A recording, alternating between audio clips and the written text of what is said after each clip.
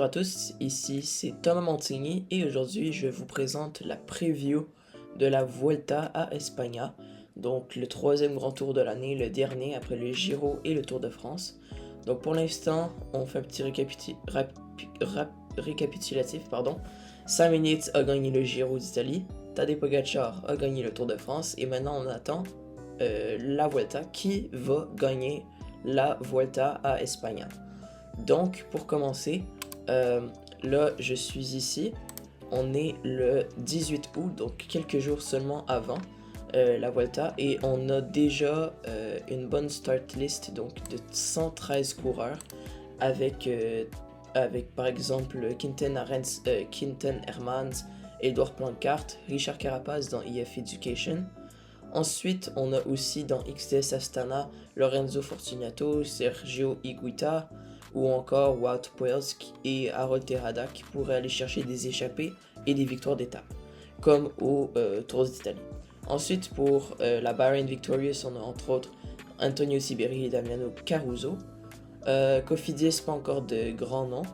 Tandis que dans la Groupama UDG, on a Guillaume Martin, David Gaudu, Rémi Cavagna, Stephen Kung. Ensuite, dans la Decathlon, on a Léo Bizio, Félix Gall.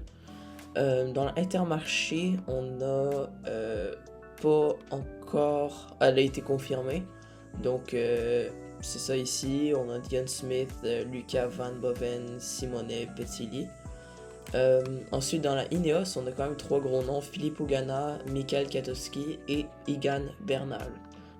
Tandis que dans la Lidl Trek, on a le meilleur sprinter de la start list, Mads Pedersen, Tao Gegenhardt, Julio Ciccone et Søren Kragh Andersen. Donc il reste encore de la place 4 personnes.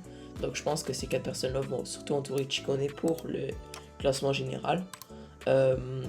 Mais aussi Mads Pedersen pour le sprint. Donc je pense que Lidl Trek va gagner quand même beaucoup pendant la Vuelta à España. Ensuite, dans l'équipe de Movistar, on a quand même Pablo Castrillo avec 2 victoires l'année passée dans la Vuelta. Ensuite, on a aussi Olar, on a aussi Javier Romo et Ivan Garcia Cortina. Dans la Soudal Quick-Step, on a Mikel Landa pour le classement général, Luis Vervaeke, Valentin Paré-Peintre qui a gagné au Mont Ventoux et Junior Le Cerf. Dans la Red Bull Bora-Hansgrohe, on a Jai Hindley, Tim Van Dyke, Julio Pilizzari, Matteo Sobrero, Finn Fisher-Black, donc une assez bonne équipe aussi avec Nico Dens, donc une des plus fortes équipes dans le Tour d'Espagne pour l'instant. Ensuite, dans l'équipe de Jayco, on a Eddie Dunbar et Ben O'Connor. Dans Picnic Postenel, on a Max Poole et Bjorn Quart. Désolé, je sais pas vraiment prononcer son nom. Ensuite, dans la UAE Team Emirates XRG, on a Domen Novak, Joao Almeida, Marc Soler, Michael Björk, Juan Ayuso, Félix Grosschattner, Ivo Oliveira et Jay Vine. Donc pour le classement général, on va aller surtout avec Ayuso et Almeida, on va voir comment ça fonctionne. Almeida a crashé au Tour de France il y a quelques semaines à peine, donc on va voir s'il a récupéré. Il avait dû abandonner aussi. Et Ayuso, il veut avoir une bonne année après son Tour d'Italie, assez décevant. Ensuite, dans l'avissement, on a une grosse équipe comme celle de UAE, qui était aussi une grosse équipe. On a Vingegaard, Jonas Vingegaard, qui est arrivé deuxième au Tour de France cette année. Sepp Kuss, qui était au Tour de France aussi. Axel Zingel, qui va être plus un sprinter pour les échapper aussi. Ben Tullet, Dylan Van Baarle, Matteo Jorgensen, Wilco Kelderman et Victor Campanard. Donc on a Victor, Matteo, Sepp Kuss et Jonas qui ont été au Tour de France. Donc ça fait quand même 4 comparé à UAE qui ont juste Marc Soler et Almeida qui sont allés au Tour de France, si je ne me trompe pas. Ensuite, dans la Israel Premier Tech, on a notre Canadien préféré, Derek G, qui va vouloir aller pour les victoires d'étape. Donc le classement général, on ne sait pas vraiment si ça va être bien classé, mais il va prendre les échappées. Ensuite, on a aussi Marco Frigo qui était là l'année passée, très présent. Ensuite, on a la Burgos Purpelet BH, donc c'était des petites équipes continentales, des équipes invitées, Pro Tour, pardon. Et on a aussi la Q36.5 avec Tom Pidcock. Dans ces deux équipes-là, il n'y a pas de grands noms. Et dans la loto, non plus. Donc, on a 5 équipes invitées. Et tout le reste, c'est des équipes World Tour. Donc, pour l'instant, ça ressemble à ça, la start list. Maintenant, on a ici, j'ai fait une tier list pour le classement général qui, je pensais, allait arriver où dans le classement général. Et commençons par le premier, Matteo Jorgensen. Selon moi, il va être vraiment servir de coéquipier à Jonas Vingegaard parce que c'est son coéquipier. Et aussi, je pense que c'est quand même quelqu'un qui est assez fort, considérant qu'il n'y a pas vraiment de... Oui, il y a des gros noms, mais c'est pas comme le Tour de France où on a Florian Leibowitz, Remco Evenepoel et Tadej Pogačar. Donc, je pense que Matteo Jorgensen pourrait jouer un top 10 si en bonne forme et s'il peut faire mieux en aidant Vingegaard. Ensuite, nous avons Guillaume Martin. Selon moi, je le mettrai hors du top 10 pour commencer parce que pour l'instant, Tour de France a été un peu décevant. Mais je pense qu'il lui manque un peu quelque chose. Je pense que la Groupama va pas aller pour Guillaume Martin et plutôt pour un autre coureur qui arrive bientôt.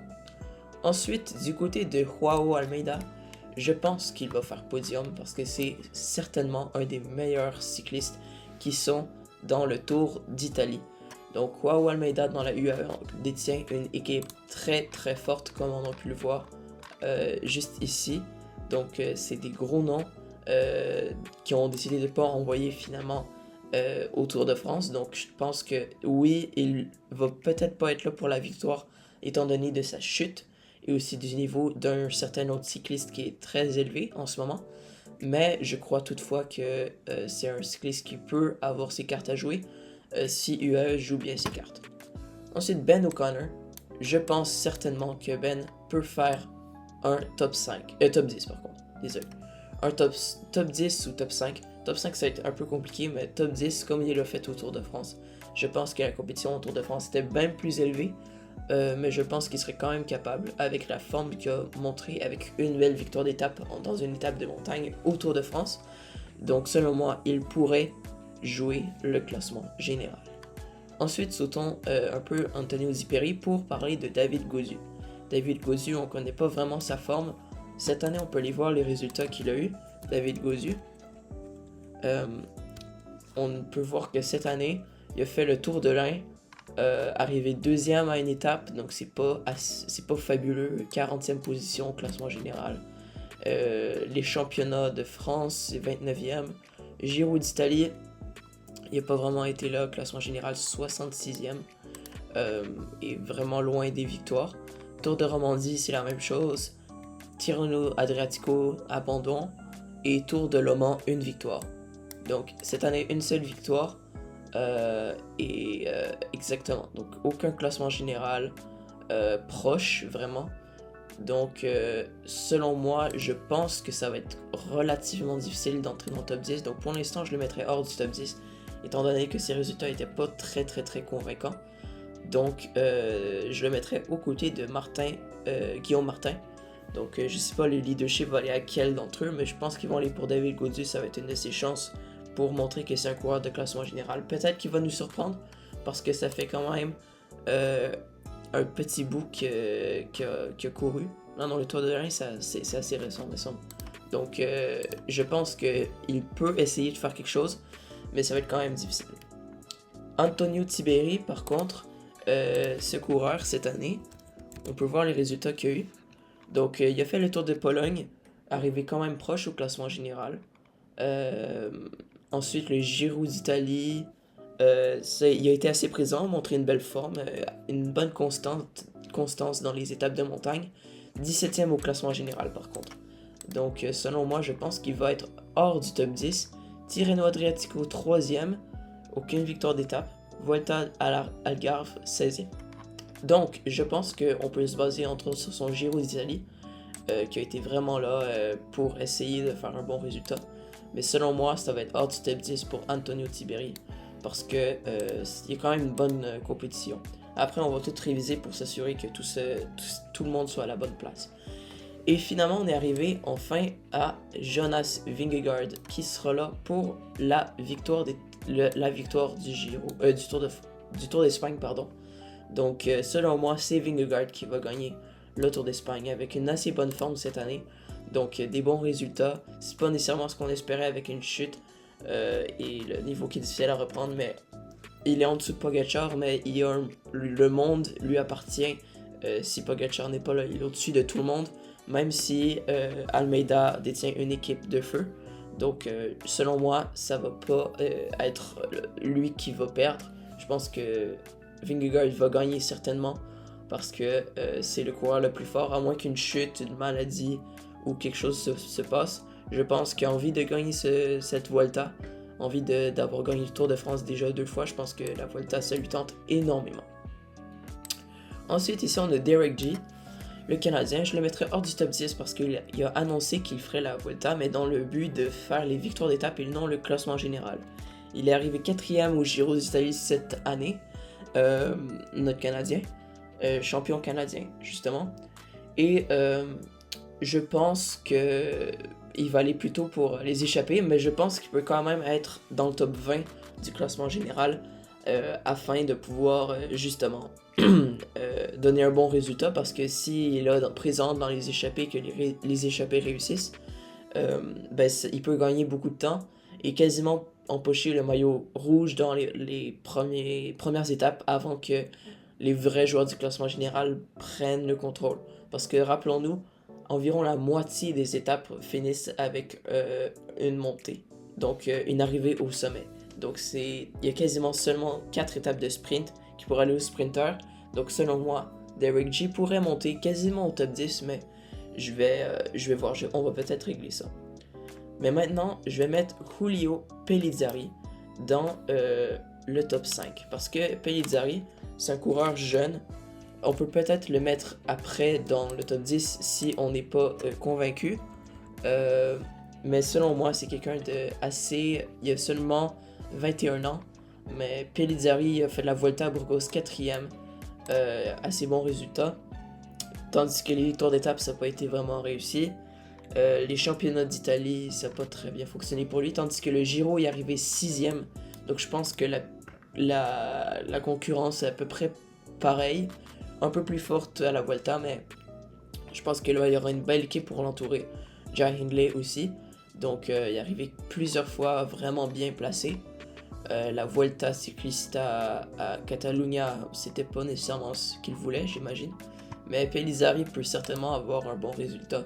Top 5, top 10, c'est certain qu'il se trouve dans le top 10 pour moi. Egan Bernal, je le mettrai dans le top 10 parce que selon moi, il a montré une bonne forme dans le Tour de France. Il a fait quelques journées, courses d'une journée juste avant la Vuelta. Je pense que ça va peut-être pas être sa force, les courses d'une journée, c'est plutôt le classement général. Au Tour d'Italie, il a été bien. Il a fini 6e justement, donc je le mettrai top 10. Non, 7e, pardon. 7e. Donc je pense que Egan Bernal peut arriver dans le top 10 du classement général. Ensuite, Félix Gall, je pense la même chose. Au Tour de France, a montré une belle forme en finissant 5e, il me semble. Ouais, exactement. 5e, arrivé souvent dans le top 10 ou dans le top 20. Donc, je pense que Félix Gall peut avoir son mot à dire dans la montée avec un beau Tour de Suisse aussi. Donc, Félix Gall, top 10, top 5, ça reste à voir. Il faut être un peu plus sur la coche. Donc, je vais voir. Ensuite, Julio Ciccone. J'hésite vraiment à le mettre soit dans le top 5 ou top 10. Je vais le mettre dans le top 10 puis on va réajuster ça quand on aura fini. Parce que on voit qu'il y a eu une forme excellente, Ciccone, dans les dernières courses qu'il a faites. À la Vuelta à Burgos, 5e au classement général. Dans la Donostia San Sebastian, 1er. Giro d'Italie, il a abandonné.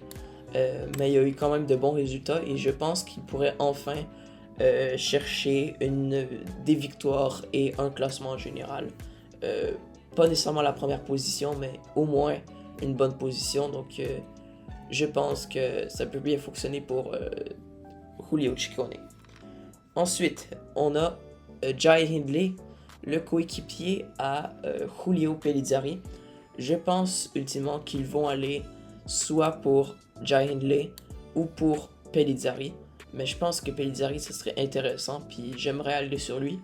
Jai Hindley, on pourrait peut-être le descendre hors du top 10 parce que là, on est déjà rendu à 1, 2, 3, 4, 5, 6, 7, 8, 9. Donc on aura une place pour quelques-uns, certains. Mais on va réajuster ça par la suite. Ensuite, Lorenzo Fortunato, je le vois un peu dans le même rôle que Derek G. Chercher des victoires d'étape. C'est pas vraiment Fortunato, c'est pas vraiment un coureur de classement général. Il a quand même gagné des fois, tu vois, la Vuelta à Burgos, il est arrivé deuxième quand même, c'est assez bon résultat. Mais je pense que au long terme, vous voyez au Giro d'Italie finit 24e avec de bons résultats comme deuxième à la 16e étape. Et c'est un bon résultat. Et premier dans le classement du maillot à poids. Donc selon moi, c'est un coureur pour le top 10. Ensuite, Juan Ayuso, moi je trouve que c'est un coureur pour le podium. Donc selon moi, ça va être le podium, ça va être Vingegaard, Ayuso ou Almeida en deuxième et troisième. Je pense que ça va être rempli comme ça, à moins que quelqu'un chute, ce qui serait pas surprenant ou qu'il y ait une grosse misère une journée. Donc Ayuso, mauvais Giro d'Italie, mais je pense ultimement qu'il pourrait bien réussir son Tour d'Espagne. Mikel Landa, on peut voir ce qu'il y a eu comme résultat récemment. Il a chuté gravement au Tour d'Italie à la première étape, donc c'est pas vraiment ce qu'il espérait. Vuelta à Burgos, pas forme éclatante, 18e position au classement général. La Vuelta Catalunya, 4e, et Giro d'Italie chuté à la première étape malheureusement. Donc c'est certainement pas sa meilleure année. Il commence à être âgé, 35 ans. Donc selon moi, ça va être juste hors du top 10, puis au pire, on réajuste ça. Donc ça va être le joueur pour la montagne dans le classement général de Soudal Quickstep. Mais on voit certainement que pour l'année prochaine, Soudal Quickstep se détache du classement général et plus pour les classiques et courses de une journée. Et les sprints. Ensuite, on a Sepp Kuss. Moi, je le verrai complètement hors du top 10, étant donné qu'il va être plus coéquipier de Jonas Vingegaard. Et je pense qu'il arrive 3e dans leur hiérarchie. Même s'il a gagné le Tour d'Espagne en 2023, je pense que c'était parce qu'il y avait une petite chicane entre Roglic et Vingegaard pour le leadership de l'équipe. Mais clairement, c'est Vingegaard le plus haut dans la hiérarchie. Jorgensen 2e et Sepp Kuss 3e, dépendamment de leur forme.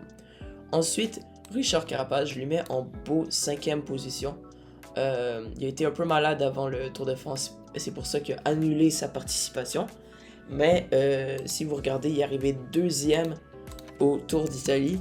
Donc selon moi, il est 3e, pardon, derrière Simon Yates et Isaac Del Toro.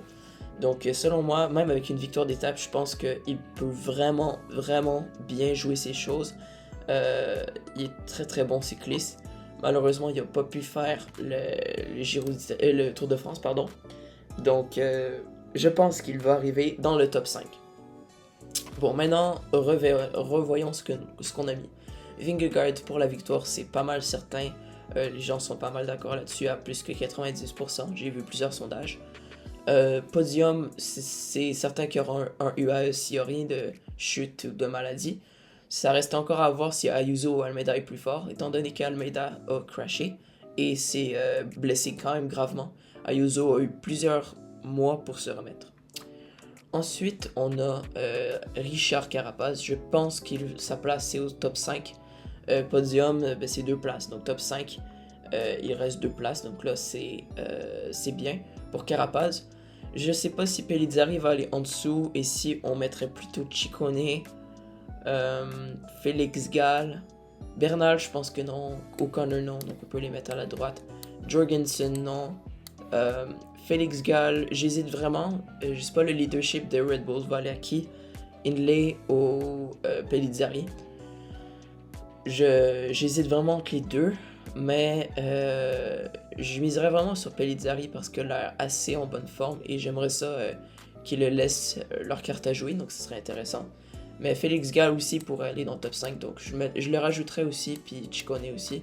Donc ces 4 coureurs-là, selon moi, sont là pour jouer le top 5 et ceux-ci pour jouer le top 10. Je sais que l'on est à plus que 5 au total, on est à 1, 2, 3, 4, 5, 6, 7. Mais selon moi, il y a certainement une bataille importante à regarder pour le top 5. Pour le top 10, par contre, ça c'est plus un rôle de coéquipier qui est vraiment bon, qui est capable de jouer autre chose. Egan Bernal, Ben O'Connor et Jai Hindley. Donc selon moi, ils sont tous à leur place. Ça va rentrer dans le top 10. Il y a seulement une personne selon moi qui va partir parce que là on est à 8, 10, 11.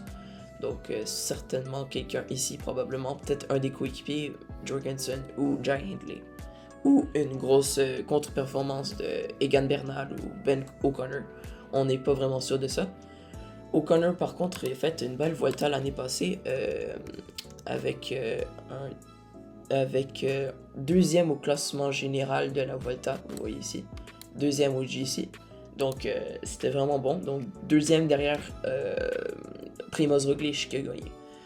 Donc Antonio Tiberi, ça va rester là, les deux Français aussi. Derek G, à moins que finalement ils prennent une échappée et prennent plus que 5 minutes, prennent le maillot rouge et ça reste comme O'Connor l'année passée. Selon moi, ça va être hors du top 10. Fortunato, même chose. Mikel Landa, je le vois un peu moins bien. Et Sepkus, c'est un simple coéquipier, mais qui peut être quand même bon. Mais encore une fois, on peut être surpris et c'est possible qu'il gagne sa deuxième Vuelta. Mais selon moi, ça va être Vingegaard le gagnant. Et Ayuso deuxième, Almeida troisième. Donc c'était ça pour la start list et pour, selon moi, la tier list. Donc merci. Maintenant, regardons plutôt maintenant plusieurs catégories. Mettons les sprinters pour ce Giro. Pour ce Tour d'Espagne, pardon. Donc on a par exemple Mads Pedersen, on a Axel Zingel, Ethan Vernon, et c'est ça, c'est pas des grands noms justement. Pour que Tom Pidcock soit 6ème, je pense que ça veut dire qu'on n'a pas beaucoup de sprinters, c'est vraiment une start list faible de sprinters.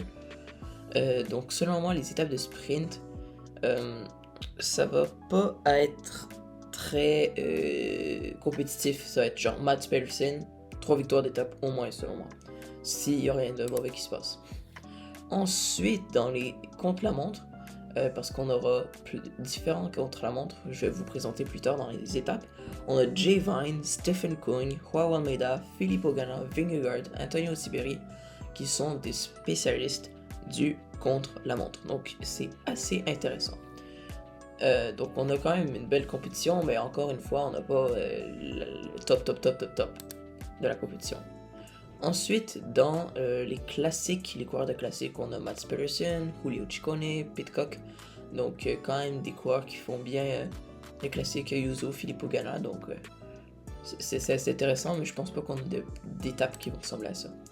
Ensuite, dans les grimpeurs, on a Félix Gall, Ben O'Connor, Vingegaard, Ciccone, Almeida, Richard Carapaz, Pidcock, Mats Poel, Lorenzo Fortunato, Ayuso, Landa, David Gaudu, Jorgensen, Tiberi, Castrillo, Soler, Derek G, Guillaume Martin, et j'en passe. Donc, on a des très bons grimpeurs. Ensuite, dans les most KOMs, donc le plus de kilomètres parcourus cette année, on a Ivan Garcia Cortina avec 10 000 km parcourus en course. Donc, c'est assez impressionnant. Et le plus de victoires depuis le début de l'année, on a Mads Pedersen avec 13 victoires, Almeida avec 9 victoires. Donc on a des gens qui ont quand même beaucoup gagné. Donc on a une bonne start list, donc c'est assez intéressant. Dans les statistiques, on n'a pas beaucoup de choses. Dans les meilleurs compétiteurs par pays, on a l'Espagne qui a le plus de compétiteurs après l'Italie, avant l'Italie, et la Belgique, la France, l'Angleterre. Le Canada, nous, on a 2 participants. Ensuite, on a Previous Performance, donc le meilleur résultat au classement général par la start list. Donc on a Richard Carapaz qui est déjà arrivé 2ème. On a Sepkus qui a déjà gagné. Kelderman arrivé 4ème, Soler 9ème. Mais si on regarde plutôt les favoris, Landa est déjà arrivé 5ème, O'Connor 2ème, Ayuso 3ème, Gaudu 6ème, Vingegaard 2ème, Almeida 4ème. Donc on est sur beaucoup d'anciens résultats Seulement un qui a gagné déjà, c'est Sepkus, mais qui sera probablement pas là pour la victoire. Le plus jeune, c'est Léo Bizio avec 20 ans et 190 jours. Et le plus vieux, c'est Wout Poels avec 37 ans et 326 jours. Ensuite, la Start List Quality. Donc, on peut voir, on sélectionne les points de tout le monde. Et c'est 718. Donc, selon moi, c'est pas dans les plus élevés, contrairement au Tour de France. Débutants, on en a beaucoup que ça fait c'est leur première fois qu'ils font la Volta. Ensuite, les meilleurs par spécialité, on l'a déjà vu. Et exactement. Donc, je pense qu'on peut passer maintenant à la route. Donc, la route, on a les All Stage Profiles. Donc, on a 21 étapes. Donc, ça, c'est intéressant. Et on a comme première étape de Torino à Novara. Un classement, une étape 1 de 200 km environ. Ouais, ça, 200 km. Et ça, c'est relativement plat, donc c'est pour aller au sprinter. Probablement une échappée aussi. Ensuite, on a le Alba à Limone Piemonte. Donc les premières étapes sont en Italie, c'est pour ça que c'est écrit IT. C'est ça qui m'a un peu rendu confus. C'est en Italie les premières étapes. Donc de Alba à Limone Piemonte, dans le Piémont j'imagine. On a une étape avec quand même beaucoup de dénivelé, 1860. Donc c'est pas dans les plus hauts, mais on a une belle montée finale. Ensuite encore en Italie, on a de San Maurizio à Ceres, donc un peu plus de dénivelé. Et avec une distance de 141 km. Donc, les 3 premières étapes, ça va être plus pour les baroudeurs et pour les échappés probablement. Ici, ça peut être aussi une étape de sprint, où je pense que ça va être plus au sprint, moins d'échappés, parce que ça fait en descente. Et ça finit en France, donc c'est de Susa en Italie à Voiron en France. Donc pour l'instant, on visite 2 pays, l'Italie et la France. Pour les 4 premières étapes, un dénivelé assez intéressant.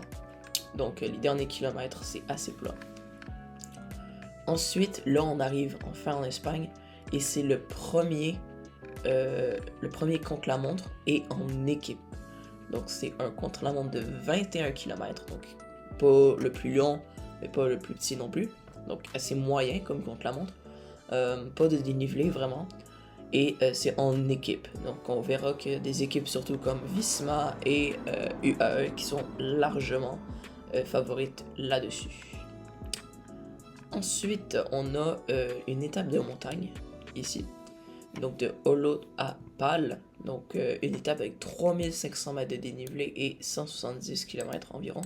Donc certainement, probablement, une des étapes pour le classement général. Ensuite, on a Andorre la Vieille. Donc ça part de Andorre à Celer Huesca la Magia en Espagne. C'est une étape avec 4500 mètres de dénivelé et 187 km de long. Donc certainement pour ceux qui sont habiles en montée et qui sont habitués à la montée, descente, montée, descente. Donc je pense pas que ça va être pour le classement général parce que c'est pas une montée droite. Vous voyez ici ça monte, ça redescend, ça monte, ça redescend et ça monte, ça redescend. Ensuite, de l'étape 8, on est de Monzon Templario à Zaragoza. Une étape de 187 km avec peu de dénivelé, donc une bonne étape de sprint. Ensuite, ici, on a de Alfaro, donc Alfaro à Estación de Esquí de Valdezcaray, donc une station de ski. Donc beaucoup de dénivelé, assez longue étape, donc beaucoup de kilométrage dans ce Tour d'Espagne. Ensuite, la 10e étape de Parque de la Naturaleza Senda Viva à El Feria Lara Pelaga. C'est une étape de 168 km, 3300 mètres de dénivelé. Ça commence à monter tranquillement. Je pense que ça va être pour une échappée ou pour les baroudeurs. Donc probablement Derek G, type de coureur comme ça. Mais ça monte probablement pas assez, mais quand même, ça monte. Ensuite de Bilbao à Bilbao. Une étape qui monte, descend, surtout caractère de la région. 3000 mètres de dénivelé avec 160 km de long. 167 km de long. Donc c'est ça finit plat. Donc je pense que c'est pour les coureurs un peu du style de Wout Van Aert qui sont capables de passer les petites bosses. Ensuite, l'étape 12, on est à mi-chemin. De Laredo à Los Corrales de Buelna. 3000 mètres de dénivelé, 143 km. Ensuite, de Cabezón de la Sal à Langlero, c'est 12,3 km à 10,1%, un sommet hors catégorie. Certainement une étape que Vingegaard va cibler. Et regardez-moi commencer avec 4000 mètres de dénivelé. C'est magistralement affreux. C'est énorme comme montée. Ensuite, l'étape 14 à Viles Alto de la Varapona. On a 7 km à 8,5% en finale, donc une autre étape ciblée par Vingegaard selon moi pour le classement général. Viser l'étape 13 et 14, ça va être hyper impressionnant. Donc 135 km, celle d'avant c'était 202, donc très très long au plat. Donc l'échappée va certainement essayer de se former là. Ensuite, une étape caractéristique de d'échappée, ça monte dès le départ, dès les premiers mètres. Donc 3253 mètres de dénivelé, 167 km de Aveiga à Monforte de Lemos. L'étape 16 de Poio à Mos Castro de Herville. Donc une autre fois, montée, descente, échappée. Donc quand c'est pas un rythme excessivement régulier, les échappées peuvent avoir leur chance à ce point-là. Ensuite, l'étape 17, on arrive vers la fin. Nous avons de Obarco de Valdeorras à Alto de El Moredero. Désolé, mon espagnol n'est pas très bon. De 137 km avec 3200 mètres de dénivelé. Encore une fois, je pense que c'est une échappée. Donc, vous voyez, on a tellement d'étapes qui finissent avec une montée au sommet. Donc, déjà là, on a juste deux. Des trois qu'on a regardés. Et ensuite, on a un contre-la-montre qui est d'une distance de 23-26 km environ. L'étape 18, pas vraiment de kilomètres de défi, autre la petite côte de 700 mètres à 5,6%. Donc, ça peut en fatiguer certains, mais pour le reste, ça va être assez plat. Donc, quelque chose qui va plus favoriser les spécialistes du type d'étape, comme Stephen Koenig par exemple. Là, on arrive à la fin du Tour d'Espagne, donc de Rueda à Guijuelo. Donc, une étape pas vraiment de dénivelé, ça monte et descend, pas de montée catégorie. Donc, ça va être assez impressionnant à voir, ça va être très ouvert comme étape. Ensuite, l'étape 20, ça va être de Robledo de Chavela à Bola del Mundo Puerto Nova Cerrada. Donc 156 km, 4000 mètres de dénivelé. Certainement une autre étape que Vingegaard va cibler hors catégorie, le sommet final, 12,5 km à 8,5% si je lis bien ce qui est écrit ici. On voit pas très bien parce que le nom est excessivement long. Merci Pro Cycling Stats. Et c'était pas la dernière étape. La dernière étape, ça ressemble surtout au type de Champs-Élysées comme à Paris, et aussi au Giro d'Italie quand ça finit à Rome en sprint, on fait des petits tours. Et ça finit à Madrid, donc de Alalparto à Madrid. Je pense que c'est l'étape avec le moins de dénivelé qu'une étape de vélo sur route, donc pas de contre-la-montre. Et on pourrait voir Mads Pedersen pouvoir gagner cette étape. J'avais dit auparavant que je pense qu'il y avait plus que seulement environ 4 étapes que les sprinters pouvaient gagner. Mads Pedersen, je pense qu'il aura des chances à gagner sur plusieurs étapes. Pour le classement général, je pense qu'il y en aura vraiment plus, quelques-unes, 3 environ. On ne sait plus, Vingegaard, est-ce que c'est un coureur qui est plus explosif maintenant? On a vu au Tour de France, donc est-ce qu'il va essayer de jouer sur des étapes qui peuvent finir, par exemple, avec une montée pas extrêmement raide, mais par exemple ici, non, mais des côtes assez courtes qui seraient plutôt du type de Pogacar. Mais vous voyez, c'est surtout des étapes qui finissent en montée, là, qu'on voit ici, justement.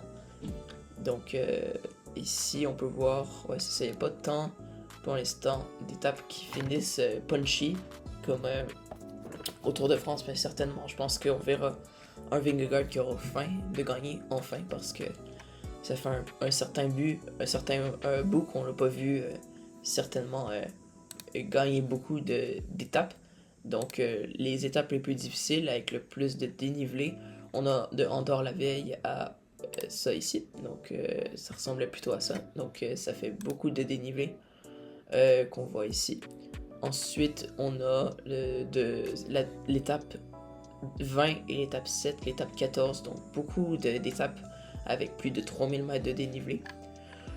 Ensuite, par le Profile Score, on a Cabezon de la Salle, Langley-Roux, donc que c'est le plus difficile, pas nécessairement avec le dénivelé qui arrive 4ème, mais avec le Profile Score, c'est que ça rend ça un peu plus égal. Donc, concernant l'amplitude de la montée. Ensuite, l'étape la plus longue, c'est Langley-Roux avec 202 km, donc c'est très long. Et les montées les plus énormes qu'on a vues, on les voit pas beaucoup, mais bon, c'est pas grave. Les 5 derniers kilomètres en moyenne, les plus difficiles, on voit que Langley-Roux c'est le plus difficile avec 12% de moyenne. L'étape 20 aussi, donc on peut voir que ça va être vraiment l'étape 13, 20, 14 que ça va vraiment jouer. L'étape 6, l'étape 7, donc dès que ça finit en punchy, ça va être long. Donc c'est ça. Et les plus longues transitions, je pense qu'on a pas mal couvert tout. Si on regarde Vingegaard cette année comme résultat, pas Bob Jungels, désolé, Jonas Vingegaard. Cette année, Tour de France, 2e position au classement général. Critérium du Dauphiné, exactement le même résultat. 2e, Paris-Nice a abandonné à la 5e étape. La Vuelta à Algarve a gagné. Donc c'est pas des gros résultats cette année non plus. Mais on peut voir qu'il a envie de gagner. Il a déjà arrivé 2e à la Vuelta. Mais je pense pas que ça figure dans ses meilleurs résultats. Donc il est arrivé 14 fois 2e dans les étapes du Tour de France, c'est énorme. Donc si Pogacar était là, il aurait gagné 14 étapes de plus. Donc c'est fabuleusement énorme. Donc on peut voir qu'il a signé jusqu'en 2028. Donc ici nous voyons probablement le vainqueur de la Vuelta 2025. Donc merci d'avoir écouté, c'était la preview de la Vuelta Ciclista 2025. Merci.